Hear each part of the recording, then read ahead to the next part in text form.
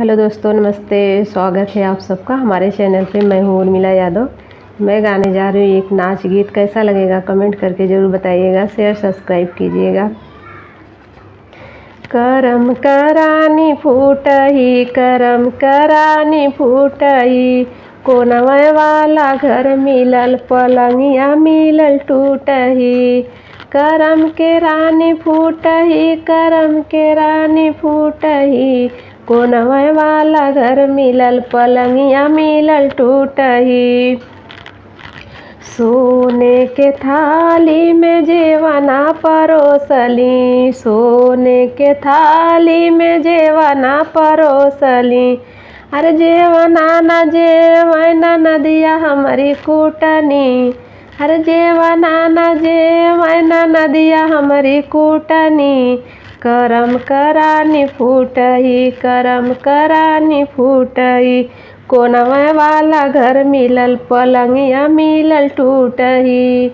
अरे करम करानी फूटही, करम करानी फूटही, कोनवै वाला घर मिलल, पलंगिया मिलल टूटही। लोटा गिलासी मगेड़ुआ भरवली, लोटा गिलासी मगेड़ुआ भरवली, अरे गेड़ुआ न पियई न नदिया हमारी कूटनी, अरे गेड़ुआ न पियई न नदिया हमारी कूटनी। करम करानी फूटही, करम करानी फूटही, कोनवै वाला घर मिलल, पलंगिया मिलल टूटही। करम करानी फूटही, करम करानी फूटही, कोनवै वाला घर मिलल, पलंगिया मिलल टूटही।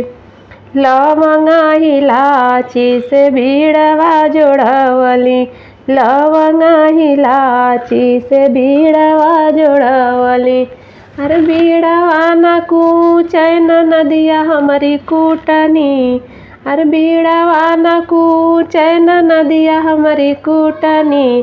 कोनवै वाला घर मिलल, पलंगिया मिलल टूटही, कोनवै वाला घर मिलल, पलंगिया मिलल टूटही।